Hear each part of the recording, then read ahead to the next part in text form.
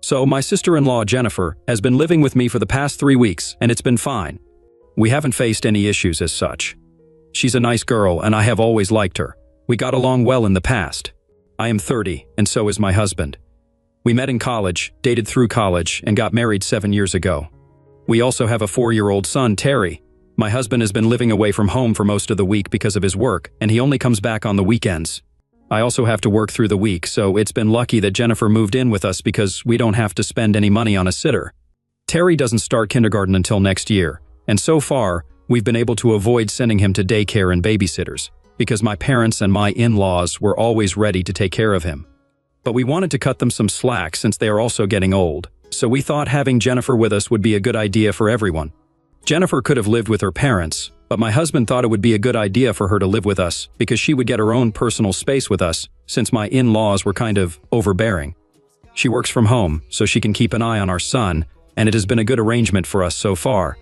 She has been living with us because she is just starting out at her job, and her salary is kind of on the lower side because she's working in a brand new company, and they are starting out as well. So she can't exactly afford rent right now. My husband told her that she could move in with us, which was fine with me as well, and the fact that she was ready to take care of Terry when she was at home was just an added bonus. We have known each other for a really long time, and I trusted her, so I didn't think there was anything off about this suggestion. She's nice, quiet, and mostly keeps to herself. On the weekends, we would all spend the day together because I had weekends off, and my husband would come back home during that time. But recently I started noticing that Terry had been acting very weirdly around Jennifer. Before this, he had never had a problem with her, but since last week or around that time, I noticed that whenever I was at home, Terry would stick to me and refuse to be left alone in a room with Jennifer. At first, I barely picked up on it because I just thought he was being a kid and following me around like most kids do. But then it started getting weird because he was never really clingy and liked to be on his own sometimes. So this was strange behavior, and after a while I decided that I had to get to the bottom of it because I noticed that he was mostly just following me around whenever Jennifer was in the living room, and he didn't seem to want to be around her. A couple of days ago, I sat my son down and asked him what was bothering him because I had noticed his behavior around his aunt, and I wanted him to tell me the truth about everything. At first, he was very reluctant to talk to me, but I assured him that Jennifer was not in the house and that she would not do anything to hurt him. It was the evening. I had just come back home from work, and Jennifer had told me that she was leaving to spend the night at a friend's place because they had a party going on, so it was the perfect time. Once I had made sure that Terry knew for a fact that Jennifer was not at home, he started talking and told me that he didn't like being with her anymore. My first instinct as a mother was to obviously ask him if she had done anything to him, and thankfully he said that she hadn't exactly hurt him directly, but he said that he didn't like being locked up in the house all day. I didn't know what that was supposed to mean, so I asked him to elaborate. He told me that apparently, as soon as I left the house, Jennifer would make sure that she sent him into the nursery and told him to stay there for a couple of hours. He said that he liked exploring the house and the backyard.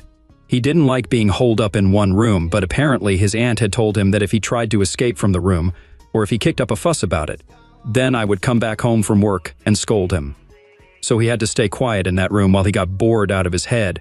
I thought it was very strange that she was locking him in his room because, while it wasn't dangerous per se, it was quite weird, and I didn't like the sound of it. Terry told me that he hadn't told me about this so far because he thought that I would be mad at him, but now that I was asking him. He also wanted to let me know that he just really didn't like Jennifer because she would lock him up every day. He said that he wanted to go out in the mornings, and that he didn't like being stuck in the room, so I had to do something about it and talk to Jennifer. He made me promise that I would not scold him for this, and neither would Jennifer. So I understood that she had done a number on him, and he was very scared to come up to me and tell me the truth. This was all very concerning, and I probably should have confronted her about it, but instead, I decided to find out what she was doing exactly because, if it was something shady, I wanted to have proof of her doing it. If I confronted her, I probably wouldn't get that.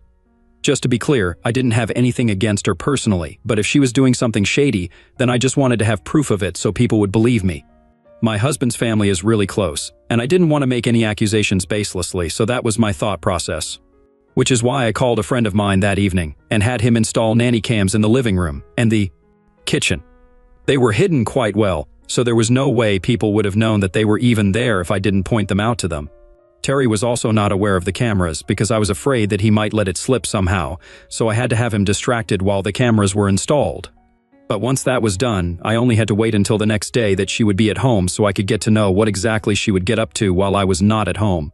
She spent that night at her friend's place and then came back the next morning just as I was about to leave for work. We had a nice, normal interaction before I left, and that was it. But I wasn't actually going to work. I was just going to be next door with my neighbor and watching her on the nanny cams. I had already asked my neighbor about it because I wanted to know if she had seen any suspicious activity in and around my house, or if Jennifer had been having any visitors over, and she had said no. She had very graciously allowed me to check out what was going on from her house so I would be close enough to intervene if things went south. I could see the door of the nursery from the placement of my camera, and sure enough, just like Terry had told me, merely minutes after I had left, Jennifer forced him into the room, even though he kept arguing and didn't seem inclined to go into the room at all. The mics were not close enough to pick up what she was saying, but I could hear the faint sound of arguing in their room. After a while, she shut the door and locked him in. I was very surprised that she did that because Terry was a very quiet child and didn't exactly disturb anybody. So if this was about her work, she had nothing to worry about because she could very well work while keeping an eye on him because he just liked to walk around the house or in the garden. Part of me wanted to rush over to my own house and let my son out, but I wanted to get to know more, so I just let things unfold on their own for a while. I noticed that she was not doing anything, just sitting on the couch and scrolling. That seemed innocent enough, so I couldn't understand why she would lock my son in his room to do that. So I waited for about an hour, and then I noticed that she went to the kitchen. So I switched to the kitchen cameras, and bingo, there it was. She opened the kitchen door to let a guy in, but he was in a hoodie, so I couldn't understand who it was. It wasn't until they were back in the living room and the guy had taken his hoodie off that I realized who it was. It was my ex-boyfriend, Marcus, whom Jennifer knew about only because he was a crazy stalker, and I had been complaining about him a couple of years ago. For some context, Marcus and I had dated for a few months before I met my husband. He and I were not even serious. We had just gone out on a couple of dates and hooked up once. It was in the first few months of college, and soon enough, I realized that we were not meant to be together because he was just very different and too intense for me. So I decided to dump him, and 2 weeks later, I started going out with my husband. I honestly didn't think that he would take it too hard because we hadn't even been serious, but apparently, he had really liked me and had even told all his friends about me, so everybody started calling me names for going out with somebody else weeks after my breakup with him. I didn't care about it though because I was with a guy that I really liked, and I couldn't give a crap about what other people thought of me. Besides, my husband was the same as me, and he also didn't care about what Marcus or his friends said. I had made it very clear to him that he and I were not serious, and I had made it very clear to Marcus as well while we were together.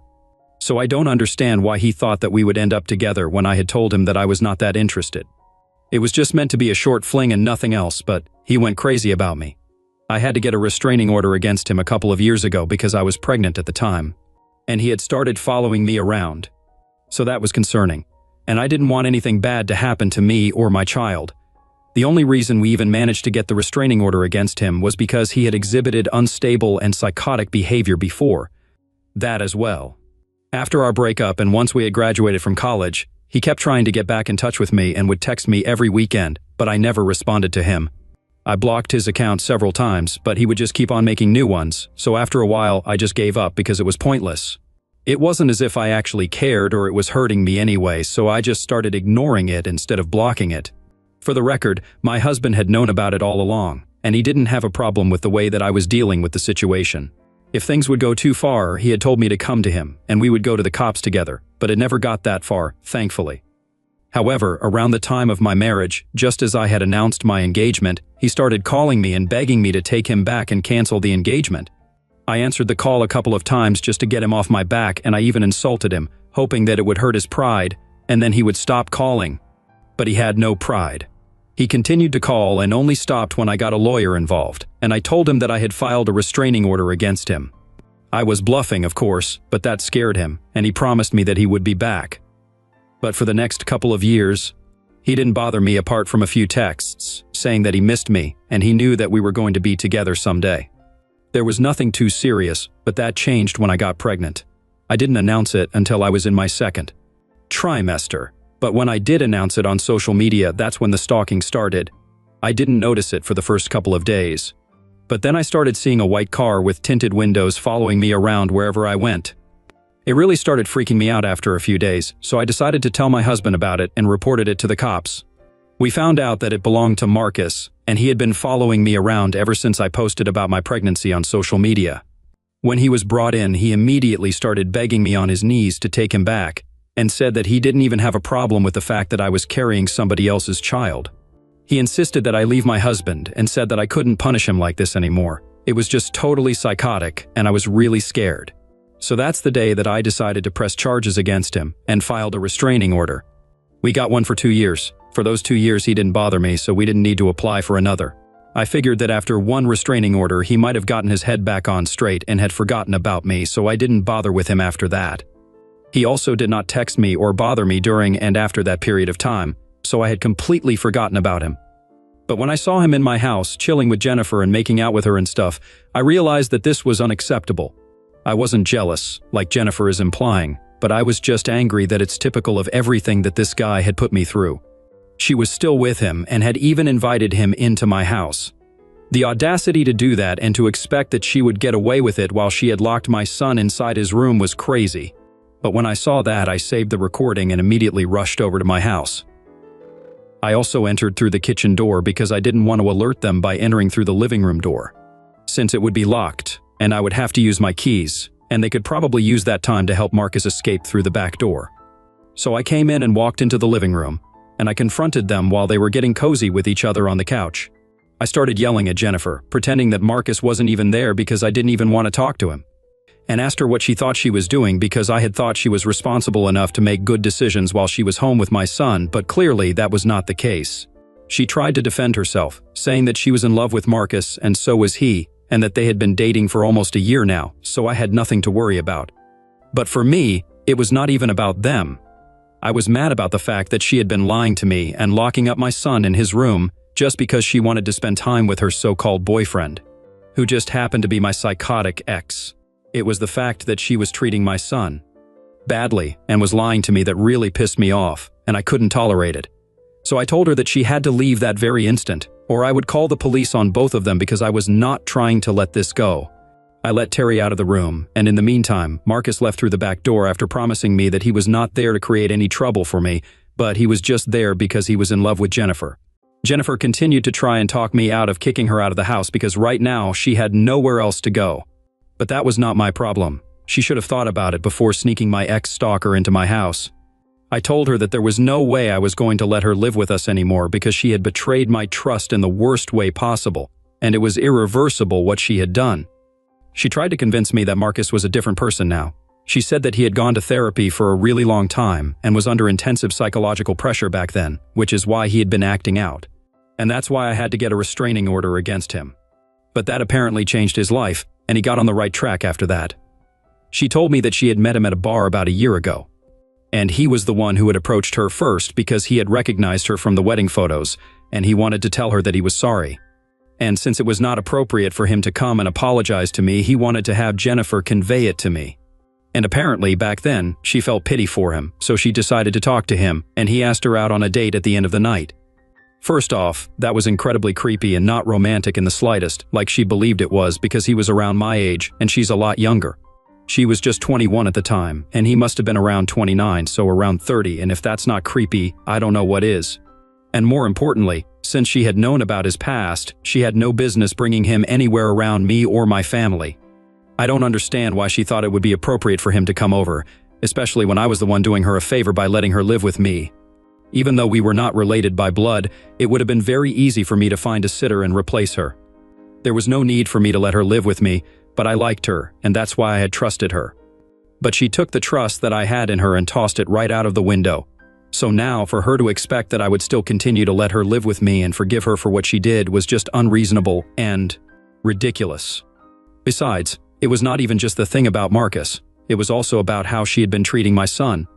Locking Terry in his room so she could canoodle with her boyfriend was not something that I appreciated, and I was not going to let her off the hook for it.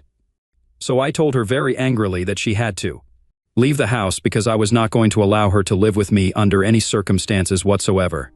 After a lot of begging and arguing, she finally came to terms with the fact that I had made up my mind and left. The only thing that she had asked of me was that I didn't tell her parents about it because they would be very upset since this was something very wrong. I didn't make any promises. I just stood there silently and watched her leave. After that whole episode, I put Terry down for a nap because it had been a very stressful morning. But I still had to tell my husband about what had happened. And now, here is probably where I might have been the asshole. There was no need for me to do it, but I was just so angry that I wanted to get back at her for what she did. I was very frustrated that I trusted this person, and instead of valuing my trust and doing right by me, she decided to hook up under my roof with the one person that I hated the most. I was just so angry about it that, instead of sending the footage to my husband, I decided to send it to the family group. And I know that the consequences of doing that would not be good for her because, as I had mentioned before, my husband's family is very close with each other, and they take their relationships quite seriously. Last year itself, my in-laws had cut off one of my husband's aunts because she had been talking crap about my husband, and they were not going to tolerate it. So when I say that they take their relationships very seriously, I mean it. And I knew that when they found out about what Jennifer had been getting up to behind our back, they would be pissed. But despite knowing that, I went ahead with it. And what happened was something that I had expected. Her parents cut ties with her that day and stopped speaking to her altogether. My husband was also really shocked that this happened and that Jennifer would do something like this. He had almost wanted to press charges against her, but I was the one who asked him to drop it because she was going through enough as it was. After I had sent that video to the group, my in-laws called me to apologize on their daughter's behalf and informed me that they would not be speaking to her ever again. They were very upset, which I knew would happen, and my husband had a similar reaction. They have all cut her off, to sum it up. And right now, she has pretty much nobody to go live with. I know this because she texted me a few hours ago and told me that I had basically ruined her life by sending that video in the family group. She doesn't really have a lot of friends, and the ones she does, she can't live with them because they also live with roommates. Some of them live with their parents, and she would find it very weird to live with those friends. She can't live with Marcus either because he lives with his parents as well, and they don't know about her yet. And he can't tell them because if they found out that she was related to us, they would lose their heads, and he would lose a home as well. So now, basically, she can either find an apartment, which is going to be bad because she can barely afford it on the salary that she has, or she will have to start looking for a better job. But she can't do that while being homeless, so it's a conundrum. And I feel really guilty for putting her into that situation. I know that I shouldn't have to, but I just feel bad because she's in trouble right now, and it's all because of me. I don't know. I feel like my reaction might have been a bit too extreme and driven by anger instead of just wanting to do the right thing. And it's not like I didn't know that this was going to happen. I was fully aware of the kind of reaction that my husband's family would have to something like this, and yet, in spite of knowing that, I sent that video to the family group. And I feel very responsible for what is happening to her. I talked to my husband about it, and he thinks that I'm overthinking it. This is not really my fault, it's Jennifer's fault. And even if you do give them the benefit of the doubt and believe that Marcus probably has changed for the better, it still doesn't excuse what she did with Terry. She used to lock him in his room for hours to the point where he had developed a fear of being in his room for too long, and we are still trying to deal with it. So she kind of had this coming, and it's very pointless to blame myself for it. This is something that she did to herself, and yet I can't shake off the feeling that I am responsible for it. And I just feel very bad, especially after the message that she sent me. I can tell that she is desperate right now, and it doesn't help the situation or how I feel about it. Am I the asshole for getting my sister-in-law in trouble with her family because she was hooking up with my stalker ex? Update 1. Hey, thanks for the reassurance, you guys. That really helped me deal with the things that have been going on and helped me process a lot of it. Also, some of you have been asking if I have been thinking about taking my son to therapy, and yes, that has been on the table. My husband and I have been throwing around that idea for a while now, pretty much since the day we found out about his sister, so we might start in a couple of days. Thank you so much for the concern yet again. Update 2. So my husband, his family, and I received an email from Jennifer today, almost 2 weeks after the incident. It was not an apology in the slightest, much to my disappointment. I don't care, though. She doesn't need to apologize to me because I know I'm not going to forgive her anyway. But the email was to let us know that she and Marcus were still going strong and that, in spite of our best efforts, they had not broken up yet. She claimed that apparently everything that had happened with me had to happen so that Marcus could eventually meet her, and she could understand that I was jealous of her, but I just had to get over it and accept the fact that he had moved on. I don't even understand where that came from because not once had I ever mentioned that I wanted the attention that Marcus had been giving me. I hated that attention, and I wanted him to be as far away from me as he could be. So no, I was not jealous in the slightest. And she was sorely mistaken if she thought that I had gone public about her affair with Marcus because I was jealous. My husband also thought it was a ridiculous, narcissistic email and decided that the next time she sent us anything, we were just not going to open it at all. It was not even worth reading. One thing is for sure, though. Reading that email really made me glad that I had sent that photo of them in the family group instead of just to my husband, because everybody deserves to know what a horrible person she really was. Update 3. Hi everyone, it's been a year since we cut ties with Jennifer, and from what we hear, she and Marcus got married a couple of months ago and have moved to Canada. She's also pregnant right now. She announced the news about a week ago, and it appears to us that she and Marcus are doing well. Honestly, good for her. The funny thing is that even my husband and I are also expecting a child, and I'm in my second trimester already. Not many people know it, but I guess we're going to make that announcement soon enough. As for Terry, he's very excited to be a big brother, and my husband and I are overjoyed about this. And we are going to make sure that this time we don't screw up by getting a bad babysitter. Ha!